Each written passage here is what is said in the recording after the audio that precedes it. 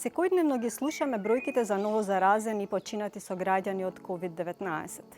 За жал, изгледа дека новиот коронавирус ќе остане и понатаму со нас.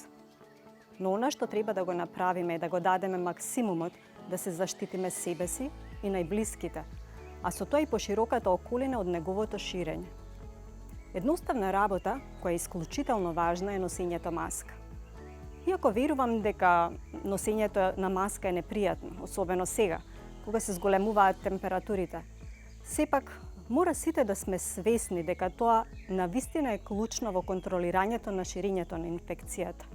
Едноставните чекори кои треба да ги преземеме се да носиме заштитна маска на лицето, често и темелно да ги миеме рацете или да ги дезинфицираме со средство на база на алкохол, да одржуваме физичко растојание од 2 метри во контактите со други луѓе.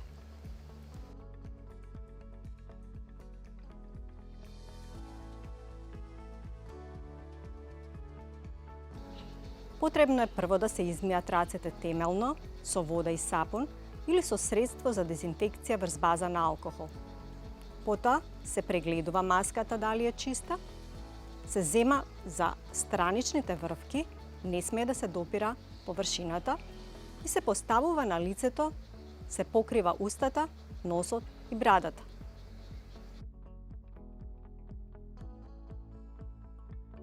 Маската се вади по темелно миење на рацете со вода и сапун или со средство за дезинфекција врз база на алкохол. Се зема за врвките и се вади маската. Платнената маска треба да се пере барем еднаш дневно со детергент на висока температура, без омекнувач.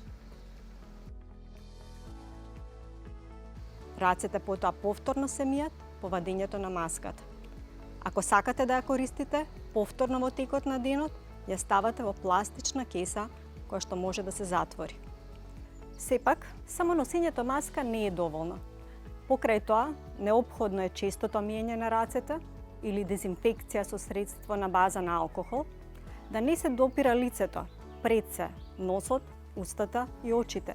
И секако, можеби најважно, секогаш кога е возможно да се одржува растојанието од 2 метри, што всушност е растојание меѓу нас и болеста. Почитувајте ги препораките за доброто на сите и останете безбедни. Чувајте се!